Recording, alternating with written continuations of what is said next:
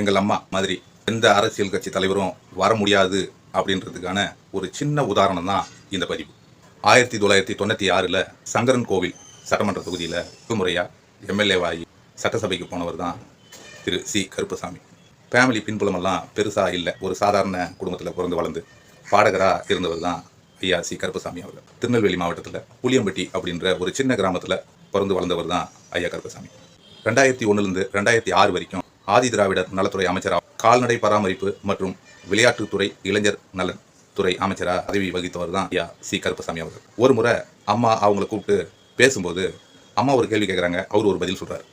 மாற்றி மாற்றி பதில் சொல்லவும் அம்மாவுக்கு இவருக்கு ஏதோ உடலில் ஏதோ பிரச்சனையாக இருக்குது, என்ன கருப்பசாமி நான் ஒன்று கேட்குறேன் நீங்கள் ஒன்று பதில் சொல்கிறீங்க அப்படின்னு சொன்னவும் அவர் ஒன்றுமே புரியாமல் முடிக்கிறார்.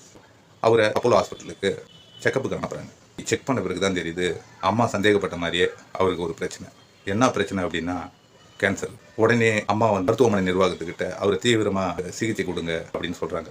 அது மட்டும் இல்லாமல் ஓபிஎஸ் அவர்களை தினமும் போய் அவரை பார்த்துட்டு அப்டேட் பண்ணுங்க அப்படின்னு சொல்கிறாங்க. இதை தவறாமல் செய்துட்டு இருந்த ஓபிஎஸ் அவர்கள் ஒரு நாள் மருத்துவமனையில் போயிட்டு பார்க்கும்போது அம்மாவை எனக்கு நேராக பார்க்கணும் போல இருக்கு, வர சொல்லுங்க அப்படின்னு சொல்லியிருக்காரு. அவரு உங்களை பார்க்கணும்னு சொல்கிறாரு அப்படின்னு சொல்லவும் அம்மா உடனே ஹாஸ்பிட்டலுக்கு வராங்க. வந்து பார்க்கும்போது அவர் உடல்நிலை மோசமான நிலையில் இருக்கிறார். அம்மா சொல்கிறாங்க, நீங்கள் ஒன்றும் பயப்படாதீங்க கருப்பசாமி, நான் எல்லாம் பேசிட்டேன், ஒன்றும் பயப்படாதீங்க, நல்லா வந்துடுவீங்க அப்படின்னு நம்பிக்கை கொடுக்குறாங்க. ஆனால் அப்போ கருப்பசாமி சொல்கிறாரு, அம்மா நான் இன்னைக்கு ராத்திரி செத்துருவோம் போல் இருக்கு, அதுக்கு முன்னாடி உங்களை பார்க்கணுன்ற ஒரு ஆசை, அதனால தான் வர சொன்னேன் சொல்லிட்டு இருக்கும்போதே ஒரு கண்ணிலேருந்து தண்ணி பலன்னு கொட்டியிருக்கு. இல்லை நீங்கள் பயப்படாதீங்கன்னு அம்மா ஆறுதல் சொல்லிட்டு வந்துட்டு இருக்காங்க வீட்டுக்கு.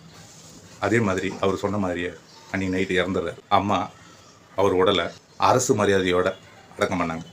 இப்படி ஒரு முதலமைச்சரை யாராவது நீங்கள் பார்க்க முடியுமா? அம்மாவாலையும் அதிமுக ஆட்சியாலையும் தான் இதை பண்ண முடியும். அது மட்டும் இல்லை, 2001 2006 2011 தொடர்ந்து 4 முறை சட்டமன்ற உறுப்பினராக இருக்கிறார். அப்படியே நெஞ்ச நெகிழ வச்ச பதிவு. எனக்கு உங்களோடலாம் பகிர்ந்துக்கணும்னு ஒரு ஆசை, பகிர்ந்துக்கிட்டேன்.